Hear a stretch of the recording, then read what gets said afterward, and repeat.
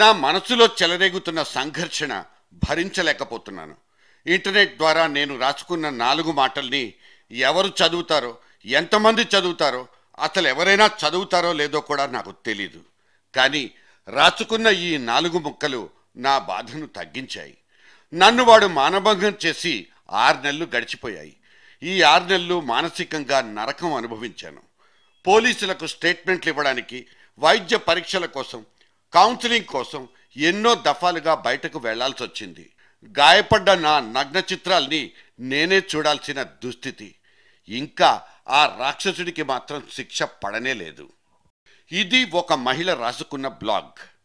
తనలో రగులుతున్న సంఘర్షణ ఒకవైపు, తన చుట్టూ ఉన్న ప్రపంచం తన మీద చూపించే జాలి, బాహాటంగా కనపరిచే చీత్కారం, అప్పుడప్పుడు భుజం తట్టే ధైర్యం, ఇవన్నీ ఇంకో పార్శ్వం.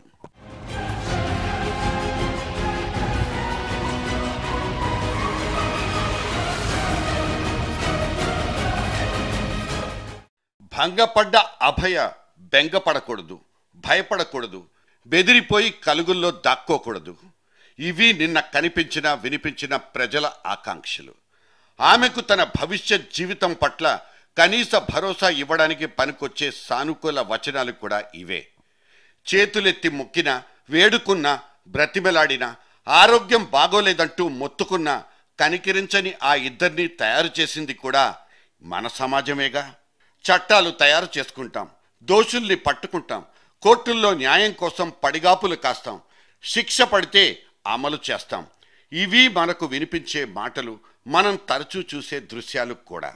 మరి మన అభయ నిర్భయలకు న్యాయం జరిగేదెప్పుడు? ఇంటి నుంచి బయలుదేరి ఆఫీసుకో, కాలేజీకో, బజారుకో వెళ్ళొచ్చే లోపలే ఆమె దృశ్యాల్ని కనీసం 200 సార్లు రికార్డు చేయగలిగే సీసీ కెమెరాలున్న వ్యవస్థుంటే సరిపోతుందా? తానెక్కాల్సిన బస్సో, టాక్సీనో, ఆటోలోనో జిఆర్పిఎస్ వ్యవస్థ ఉంటే సరిపోతుందా?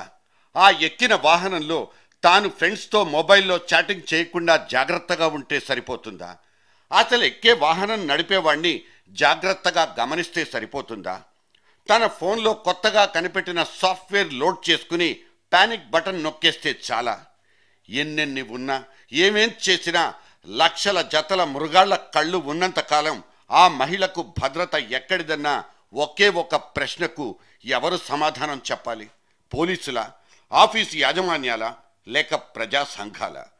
అంతకు ముందు సంవత్సరం ప్రతి 20 నిమిషాలకోసారి మానభంగం నమోదైతే ఆ తర్వాతి సంవత్సరం మాత్రం ప్రతి 22 నిమిషాలకు ఒక్కసారి రేప్ కేసు రిజిస్టర్ అయిపోయిందంటూ సంబరపడిపోదామా?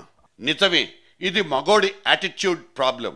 నిక్కచ్చిగా పచ్చిగా తెలుగు భాషలో చెప్పుకోవాలంటే మగోడి తీరు, వైఖరి, ధోరణి, పద్ధతి, రీతికి సంబంధించిన సమస్య. ఈ సమస్యకు పరిష్కారాలు ఎందుకు వెతుక్కోలేకపోతున్నాం? ఈ ధోరణుల్ని, పద్ధతుల్ని సమూలంగా మార్చుకునే అవకాశాల పట్ల, పరిష్కారాల పట్ల, సమాధానాల పట్ల ఎందుకు నిర్లక్ష్యంగా, నిర్లజ్జగా వ్యవహరిస్తున్నాం? మన చదువులు, సంస్కారాలు, పెంపకాలు చెప్పింది ఎవరు? నేర్పిస్తోందెవరు? చేస్తోందెవరు? మన అలవాట్లు, ఆలోచనల్ని ప్రేరేపిస్తున్న శక్తుల్ని నిరోధించకుండా, అటువంటి వ్యవస్థల్ని సమూలంగా ప్రక్షాళించకుండా ఏ కాకి బట్టలోనో, ఇంకో నల్లకోటోనో, లేక ఇంకొకడో వేలెత్తి చూపిస్తే వాళ్ల మీద గొంతు చించుకుంటే సరిపోతుందా? సమస్య పరిష్కారం అవుతుందా?